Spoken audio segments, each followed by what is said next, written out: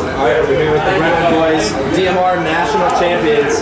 So, first of all, Brodey, whenever you were getting this handoff, it kind of felt like it was going to be Sam, but it was you, Sam. It was just a big group of people, and you know, you didn't make this move until the last lap. What's going through your head whenever you get that baton? I was going to get within, a couple of strides within Sam, and that if I make up that gap, I'd be able to get in a draft position. And so I knew when I got it, I was in great positioning. I didn't know how close the other guys were until they kind of came up on us. But it was fine because I knew it was turning kind of into a tactical end. And then I was pretty confident in what my abilities were. So you knew Scott Affolter has pretty good wheels for the kick too, but you obviously felt confident that you could kick with him. You weren't concerned about making a move any earlier than you did? Well, I actually did try to make a little bit of a move, and he ended up blocking me onto the outside into the second lane. Okay. And so I knew that if I was going to have to make a move, it's going to be a hard one. And then it just happened to be at that position with about 100 to go because the other guys were coming up on my outside, and I knew that I would get boxed otherwise.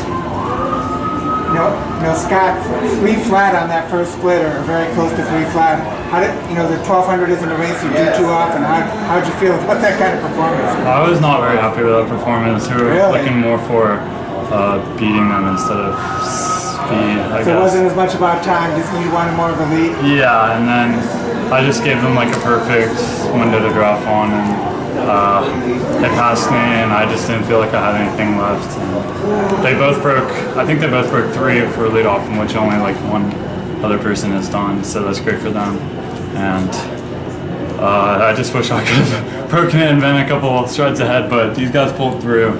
I'm really happy for them, and I'm happy for myself right now. Hey, talk to us guys about running those middle legs. Obviously, you know who was anchoring and Scott leading off strong, so just talk about the middle legs and, getting the stick around.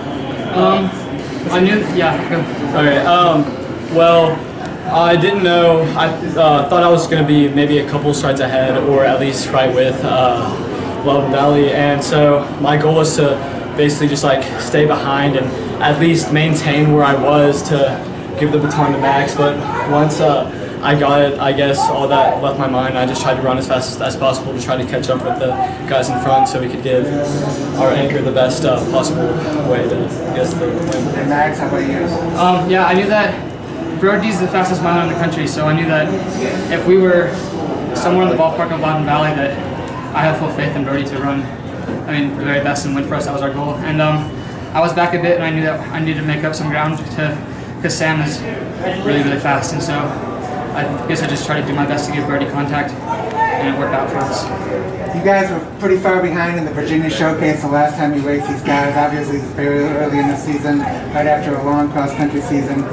What were the keys, do you feel like, to narrowing that gap with all 4 of you during the last several weeks? Well, we actually didn't have Dodger or Max on that DMR. We had his little brother, and who's 58. Yeah, I think he ran about a 57 on that, with taking it running, so that was pretty good. And then we had a guy, I can't remember exactly what it was, but it was actually our alternate for this DMR, which is Elias Sanford, and he was not sub 2 at that point. He's still not technically sub 2, although he's done a 159 in the trial. So at that point, he was like a 202 guy.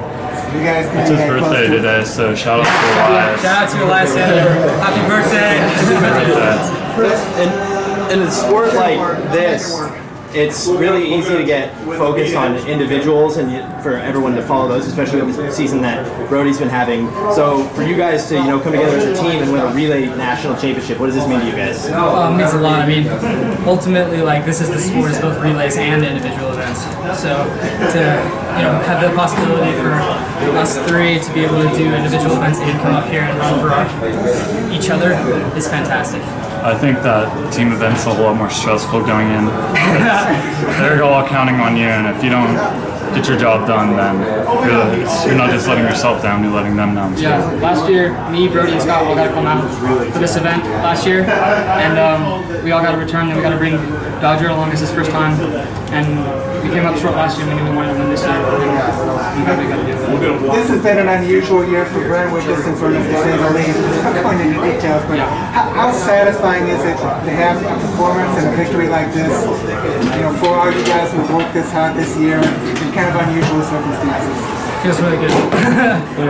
Feels very good. Very good. Very good. I mean, have you guys kind of worked together towards this over the last several weeks? It was just an addition onto our team. Yeah, 4 days ago. 4 days ago. Yeah, 4 days ago.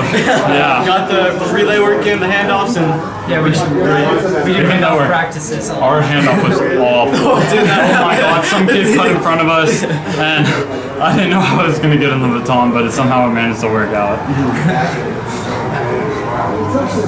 Was a record on you guys' mind